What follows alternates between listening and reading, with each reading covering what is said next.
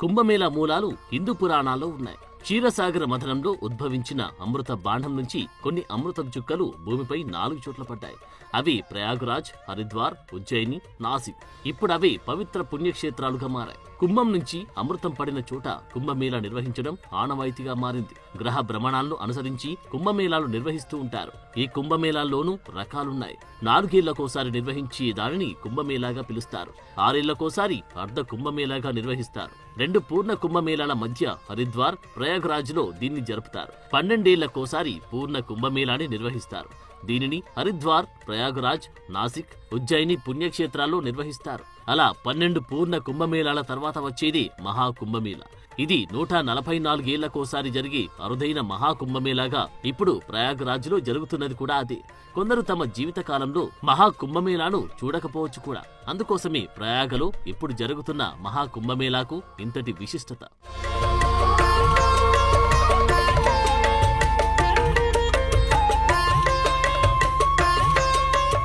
మహాకుంభమేళాని ప్రయాగరాజ్లో నిర్వహించడం శతాబ్దాలుగా ఆనవాయితీగా వస్తుంది.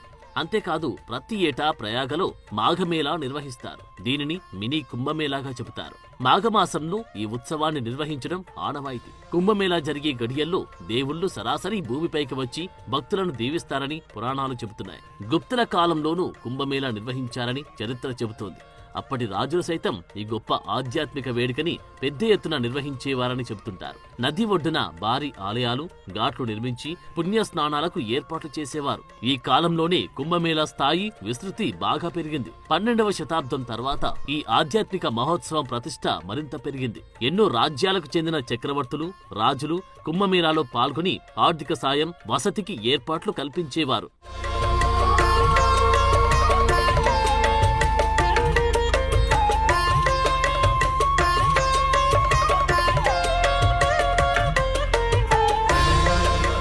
భారత్లో బ్రిటిష్ పాలన సమయంలోనూ కుంభమేళా ఖ్యాతి మరింత పెరిగింది. కేవలం సాధువులు, అఖాడాలు, అఘోరాలు మాత్రమే కాదు, సాధారణ ప్రజలు కూడా భారీ సంఖ్యలో పాల్గొనేవారు. స్వాతంత్ర్యం తర్వాత తొలిసారి 1954లో భారత ప్రభుత్వం తొలి కుంభమేళాని నిర్వహించింది. అప్పటి నుంచి ఈ మహోన్నత ఆధ్యాత్మిక సమ్మేళనం నిరాటంకంగా కొనసాగుతుంది.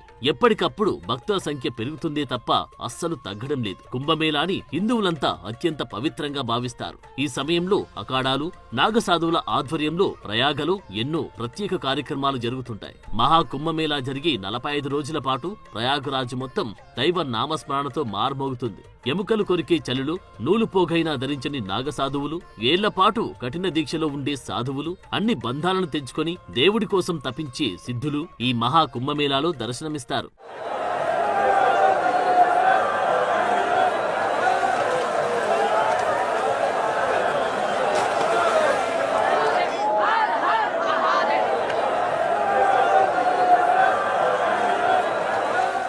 కుంభమేళాకే కాదు, ఈ సమయంలో చేసే పుణ్యస్నానాలకు కూడా ఎంతో విశిష్టత ఉంది. లక్షల సంఖ్యలో సాధువులు తరలివచ్చి సామూహిక స్నానాలు ఆచరిస్తారు. ఇందుకు ప్రత్యేక ముహూర్తాలను ముందే నిర్ణయిస్తారు. కేవలం కుంభమేళా సమయంలోనే వారు దర్శనమిస్తారు. వారిని చూసేందుకు కోట్లాది మంది భక్తులు ఎదురుచూస్తుంటారు. ఈ పుష్య పౌర్ణమి నుంచి మొదలుకొని మకర సంక్రాంతి, మౌని అమావాస్య, వసంత పంచమి, మాఘ పూర్ణిమ, మహాశివరాత్రి పర్వదినాల్లో ఆచరించే పుణ్యస్నానాలకు ఎంతో విశేషముంది. ఈ అపూర్వ వేడుకను చూసేందుకు 2 కళ్ళు సరిపోవు.